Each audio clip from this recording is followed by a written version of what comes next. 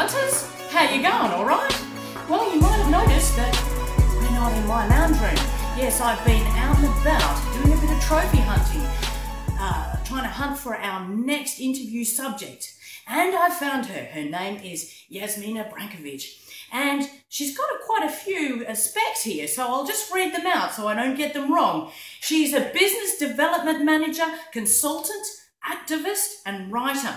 She holds a PhD in history from the University of WA, and her current article entitled Negotiating Free Markets, Closed Borders and Refugee Activism in the Neoliberal Era is published on greenagenda.org. She's going to be talking to us today about the Trans-Pacific Partnership, or the TPP. Now, this sounds like it's extremely a lot to take on, but don't worry, because she's going to break it down for us so it can be really simplified. So stay tuned. This is information you don't want to miss.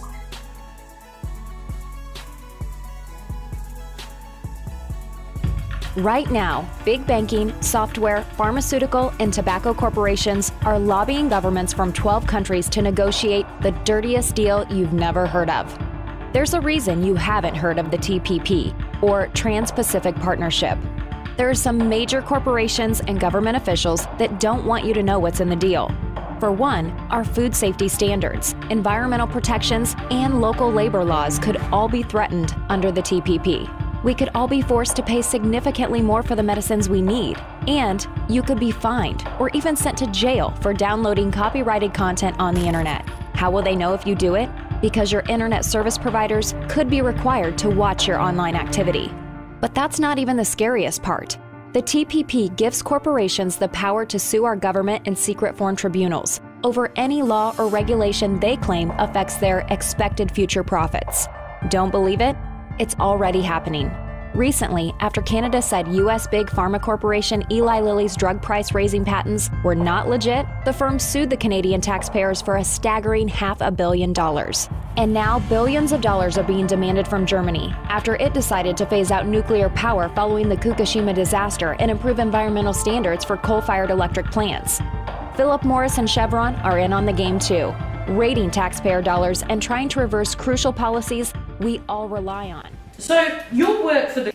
So Jasmina, what is the TPP? The TPP is an incredibly secretive multinational trade agreement that really is not about trade at all, even though it's got trade in its name, and that's the funny bit. So it's an agreement that's being proposed and secretly negotiated between 12 countries. So we've got US, Australia, Brunei, Canada, Chile, Japan, Malaysia, Mexico, New Zealand, Peru, Singapore and Vietnam. All right. So basically around the Pacific Rim. Pretty much. So, you know, what is the scope of it? I hear that there's a whole heap of it that's secret and we've only just found out the details of a few things in it.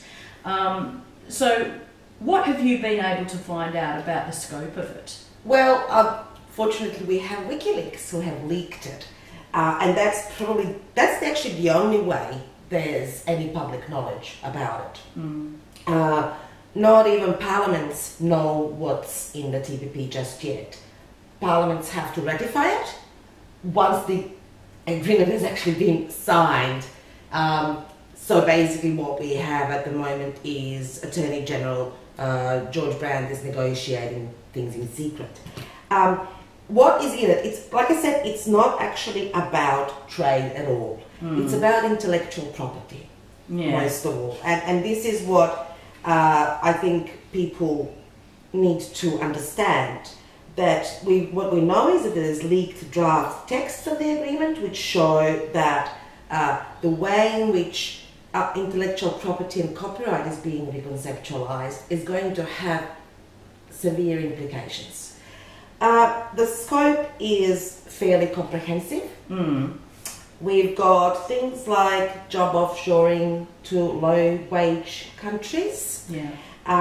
We have the potential to undermine food safety because food standards for imports would be relaxed. We have threats to public health, in particular the big pharma pushing for more power over the sort of medications that are being produced. This is where the intellectual property also comes in. So do you mean to say that it's going to undermine our border protection in terms of agriculture and all of that kind of stuff? Where it's quite possible. Yeah. Yes, the implications are actually quite wide.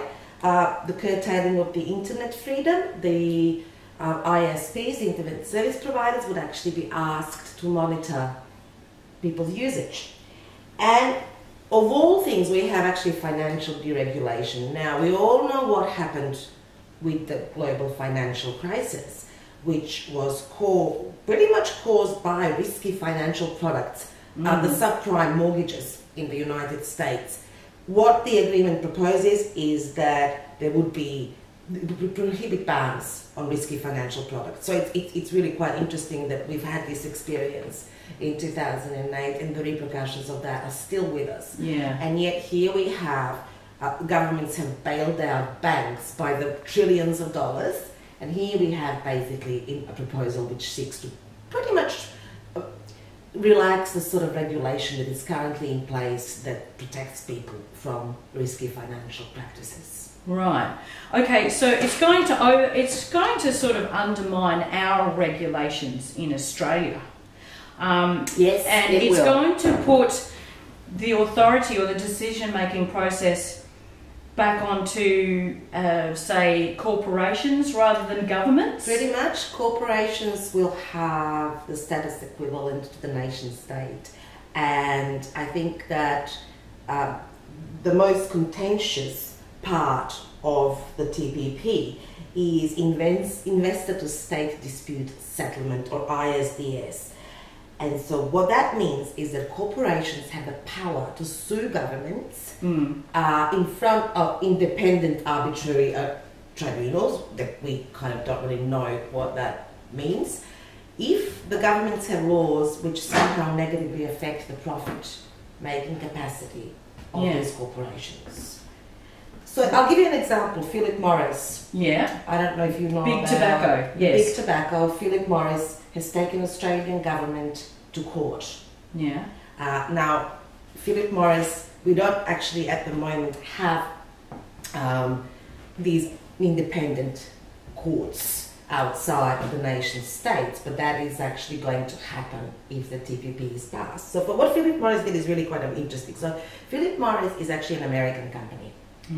Now, there is no ISDS clause in the US-Australia Free Trade Agreement. But what they did is establish a Philip Morris Asia branch of Philip Morris because the 1993 Hong Kong-Australia Free Trade Agreement has the clause allowing corporations to sue Australian governments. Philip Morris lost in Australian High Court, but I think a big question is whether or not Philip Morris would lose if there was some sort of an arbitrary independent court set up under the purview of the TPP. Right. So in America, they have FISA courts, don't they? And in the FISA courts, they operate independently of the US court system. And they tend to be secretive courts where judgments are not generally publicised because it comes under some kind of legislation that it is a private thing with companies. Commercial in confidence. So yes, definitely. Yeah. So even though some of these big corporations could have their offices in Australia, it's possible that they are not subject to Australian law per se.